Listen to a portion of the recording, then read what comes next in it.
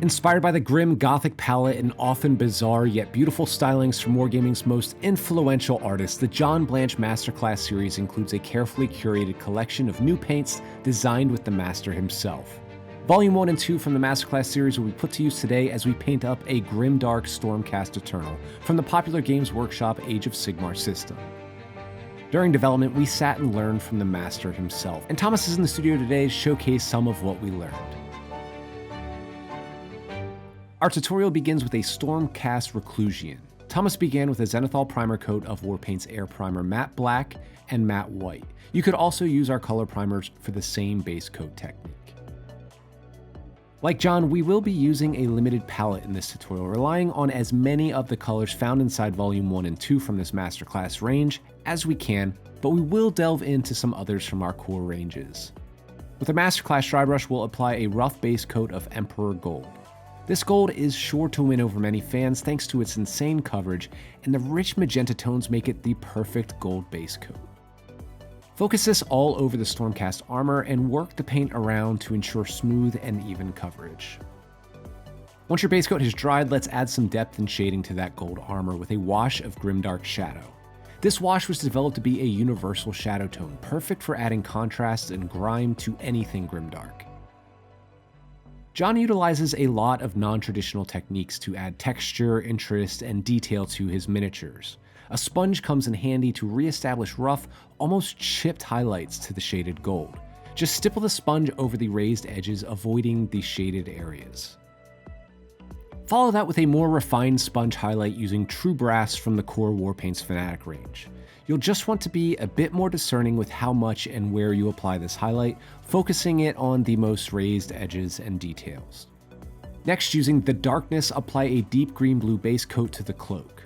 The improved coverage of the Fanatic formula should allow you to get one even coat, but for the best results, apply 2 thin layers. Next, we'll grab Deep Ocean Blue. Many of the colors in the John Blanche Masterclass series are designed to work with our Warpaint's Fanatic flexible triad systems.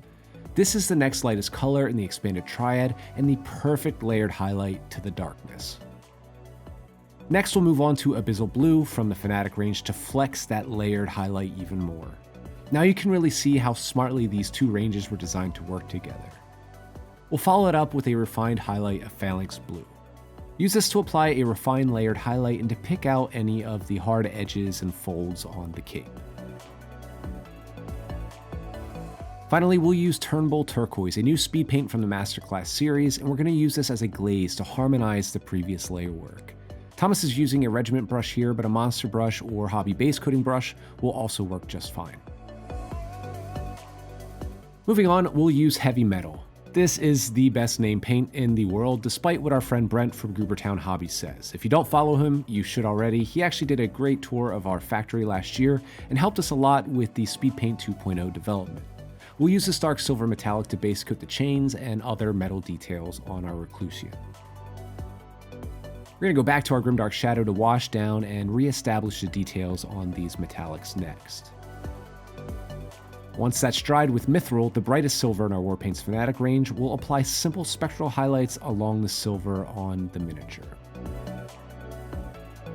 We'll use Grey Castle to base coat the Parchment, then follow it up with a feathered highlight of Ivory White, one of the Zorn palette colors from the John Blanche series.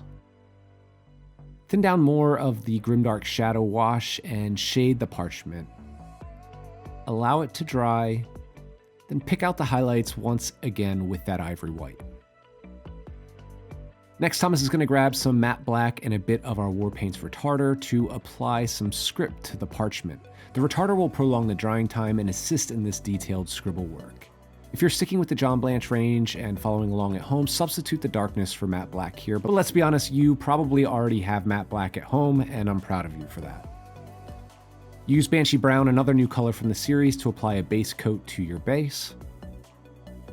Once it's dry, thin some of the Grim Rust from the set and apply this as a rusty wash. The added mattness and texture will give a realistic rust effect once dry. You can also use your large dry brush to stipple this to the cape, boots, and other areas on the lower portions of the miniature to add some environmental effects, which is a huge part of the Grimdark painting style. Once that thinned down Grim Rust has dried, Use some unthinned Grimrust to apply a traditional dry brush over the hard edges and details to help make that dingy rust color pop. Finish it all off by applying your rim color of choice. We're using matte black here, and the Battlefield's Tufts of your choice, and your Grimdark Stormcast Eternal is finished. Collect a part of wargaming history and paint in the path of a master with the John Blanche Masterclass series.